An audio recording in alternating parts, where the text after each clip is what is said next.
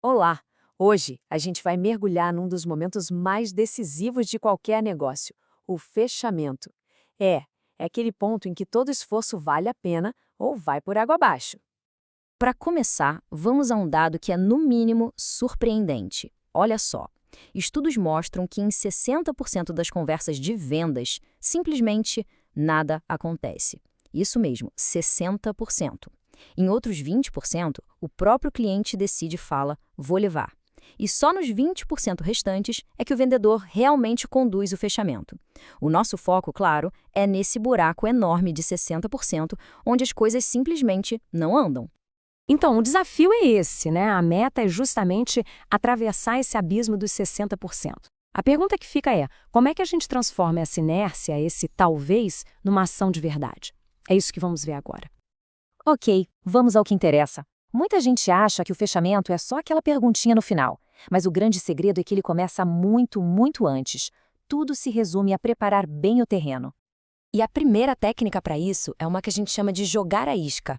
A ideia por trás é bem poderosa, sabe? Em vez de ficar só falando do produto, a gente faz a pessoa sentir o valor dele na prática.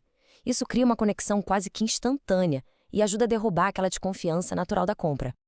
E o mais legal é ver como isso pode ser simples. Pega esse exemplo clássico de perfumaria. São só 3 passinhos. Primeiro, uma amostra. Depois, uma pergunta simples. E, por fim, entrega a experiência na mão da pessoa. É sutil, é eficaz e quebra o gelo na hora. Bom, depois de jogar a isca, o trabalho passa a ser de escuta. É preciso ficar atento ao momento em que o cliente dá o sinal. E frases como essas que estão na tela, elas não são só perguntas. São, na verdade, sinais de compra claríssimos. É como se fosse um sinal verde dizendo, pode avançar. E aqui vem a regra de ouro. Assim que um desses sinais de compra aparece, a parte de apresentar o produto, de vender os benefícios, acabou. Naquele momento, a conversa mudou. A única coisa a se fazer é partir para o fechamento. Agora que o terreno está pronto e o sinal verde apareceu, é hora de abrir o nosso kit de ferramentas. São técnicas já testadas e comprovadas para transformar esse sinal em uma venda fechada. Uma das mais eficientes é o fechamento reflexivo. É uma maneira muito inteligente de transformar uma pergunta em um compromisso. Então, em vez de só dar uma resposta passiva, a gente devolve a pergunta de um jeito que já leva para a ação. É uma pequena mudança na frase, mas o resultado é gigante. E além dessa, tem outras ferramentas bem poderosas. O fechamento alternativo, por exemplo, branco ou preto, é ótimo porque as duas respostas levam ao sim. Já o fechamento por suposição é pura demonstração de confiança.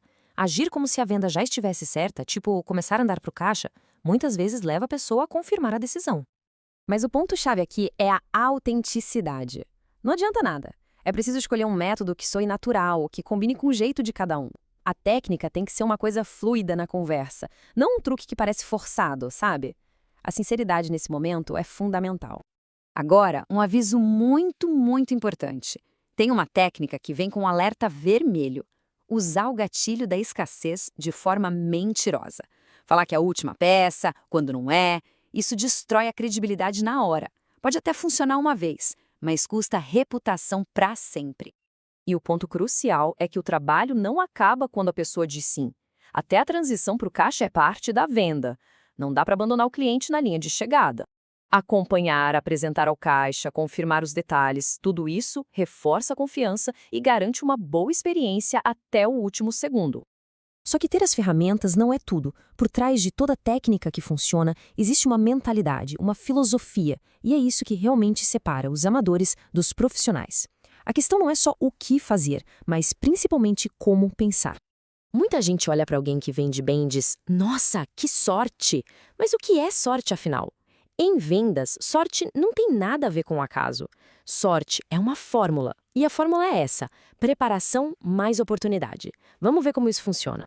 Olha só a história do Oscar, um dos maiores jogadores de basquete que o Brasil já teve. O talento dele parecia um dom, tanto que o apelido era Mão Santa. Mas a verdade é que aquele talento todo foi construído com milhares e milhares de horas de treino extra que ninguém via. É a diferença entre algo que parece mágica e algo que é construído com muita disciplina. E isso não foi um caso isolado, não. Outra lenda, só que do futebol, o Zico, resumiu essa filosofia de um jeito perfeito. Ele mostrou essa ligação direta entre o esforço que ninguém vê e os resultados que todo mundo chama de sorte. E para a gente entender como essa percepção de sorte e azar pode mudar, tem uma parábola antiga que é perfeita. É a história de um menino, seu cavalo e uma sequência de acontecimentos onde absolutamente nada é o que parece ser no primeiro momento. E no meio dessa verdadeira montanha-russa de eventos, a calma e a sabedoria vinham do pai do menino. A resposta dele era sempre a mesma. Um lembrete constante de que é impossível julgar um fato isolado.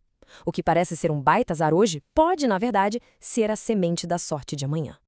E essa é a grande lição que amarra tudo que a gente viu até aqui. Desde preparar o terreno e ler os sinais, até usar a ferramenta certa no momento certo. No fim das contas, não é sobre os eventos que acontecem com a gente, mas sim sobre o quão preparado se está para eles.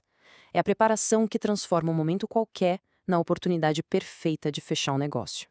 E fica aqui uma reflexão final para a gente pensar. Quantas oportunidades, não só nas vendas, mas em todas as áreas da vida, não estão por aí, apenas esperando por uma mão um pouco mais preparada, por uma mão um pouco mais treinada?